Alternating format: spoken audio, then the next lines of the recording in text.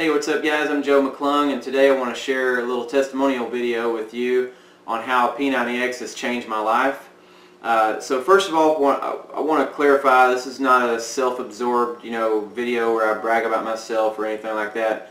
It's just clearly, it's just simply a testimonial video. I want to let you know a little bit about my history and what brought me to this point and what I have gone through to get here. So this video is intended for YouTube, but I'm probably going to go ahead and share it on Facebook as well. And my friends and family already know, about me and know where I've come from and how I got to this point and seen the changes that I've gone through. But I want to share this with the general public, and hopefully it can help some of you. It can help someone who watches this video. So let's go back to when I was young and in school, back in high school. I was an athlete. I was very athletic. I played football and baseball and golf. I really excelled at football, and I later went on to play semi-pro football, and I actually played semi-pro baseball for about 3 years as well. So I would consider myself, as when I was younger, an athlete. I could run really fast, run the 40 in like 4.9, which is not bad for a little short white guy. I would consider myself an athlete. I later went on to join the Army. I was in the infantry. I was in the Army for about 4 years. I was in excellent shape. And as you know, the Army and the infantry can be very physically demanding. Through all those years, my whole life, I never had any disabilities. I never had any illnesses or anything that limited what I could do. I could pretty much do anything I wanted. I've even raced in 2 100-mile bike rides or bike races. I've raced mountain bikes and raced BMX. So, several different sports. Sports has always been a part of my life. So, after I got out of the Army, I didn't do anything really real healthy, or anything like that. My life was pretty much normal, just working, doing life, and gradually getting fat and overweight and unhealthy. And it wasn't important to me. I didn't really care. But around, in 2006, I started my own business, and things were going great. But then I think around 2009, I was suddenly struck with a disease called ankylosing spondylitis. If you're not familiar with what that is, and chances are you've probably never even heard of it, you can look it up on Google. I won't really go too far into what the disease is, but I can tell you that it's similar to rheumatoid arthritis. My rheumatologist treats me as if I have rheumatoid arthritis because ankylosing spondylitis is such a rare disease, and that's really the only way I know how to treat it. So basically what it does is eventually, without treatment, it fuses the joints in the body together to where you have limited to no range of motion whatsoever. It gets its name from the spine, spondylitis, but my spine was never affected, or at least it hasn't up until this point. It started in my ankles, and then it moved into my elbows, and then my wrist, and then into my knees. What happened was, it attacks really quickly. I would say within a year I went from completely normal to barely able to walk, and eventually ended up in a wheelchair. I was in a wheelchair for about 2 years. It started in my ankles. Like I said, we're talking about massive swelling, very limited range of motion. And then one day I woke up and my elbows wouldn't straighten out for some reason. Now my elbows now, they don't completely straighten out. They just don't, either one of them. And if I try to straighten them out, it'd probably break before it'd give way. They're just calcified and fused together. Now they had gotten to the point where they were about like this, and I walked around with my hands half cocked all the time. But they have gotten better. I've actually had some increase in range of motion, or a lot of increase in range of motion in my elbows.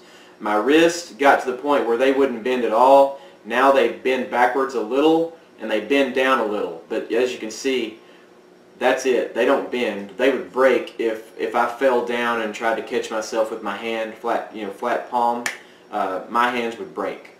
They're fused together, and we've done x-rays and everything, and the only way to really fix them is with surgery, which they're not willing to do, and I don't want to go through it either. But we can, the doctor said we can experience some progression in range of motion in small bits and small little increments. So that's what we're working on. My knees, this knee bends about 90 degrees. Just doesn't bend any further than that. This one bends a little bit more than 90. I'd say maybe, well, this one here is probably about 85 degrees, and this one here is about maybe 95 degrees. So it's a little bit better, but they are getting better. It was even worse than that. Like I mentioned before, I was in a wheelchair for about 2 years.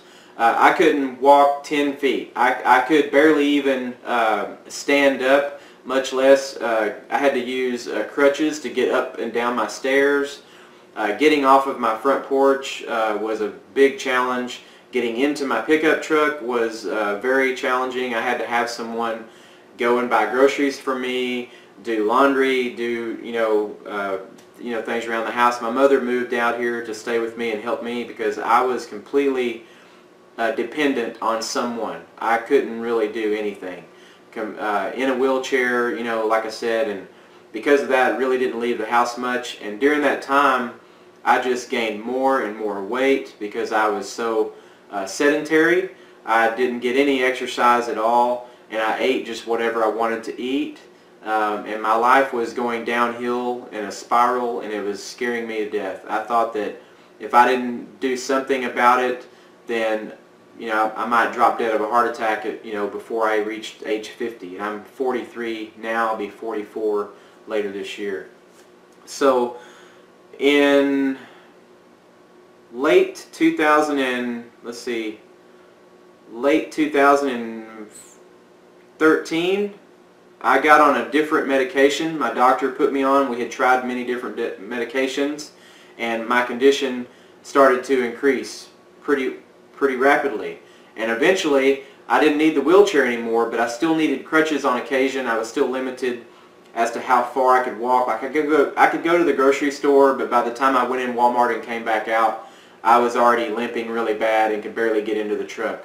So I was very limited as to how long I could be on my feet, how far I could walk, and so forth. And the range of motion in my joints was still the same. It hadn't changed much. But I was out of the chair, and that was a really big deal for me. I could actually start doing things, with my friends and stuff. So the medication started working, but I still knew that I needed to do something to get into better shape. So finally, I got up off my butt. A friend of mine bought the P90X program 4 weeks ago, and called me up one day and says, "Hey man, I'm going to start doing P90X. Would you like to start doing it with me?" And I said, "Well, I don't know how much of that I could do, but yeah, let's give it a shot." Now I had been doing some hiking, short distance hiking, maybe a couple of miles, and I had done some mountain biking. Late last year, I had gotten to the point where I could do some mountain biking and short range, hiking and stuff. So I was already doing some physical activities, but in very limited amounts. So this Monday, we will start day 1 of our second block of week number 5. This is block number 2. We just completed block 1, our 4th week, and so Monday we start block 2, day number 1, so our 5th week. And we're doing the classic routine right now, and we plan to do mass and probably doubles after that. But it's a 90-day routine. If you've probably heard of P90X, it's from a company called Beachbody. Great company. Tony Horton has put together a really great program, and it's physically demanding. It will challenge you.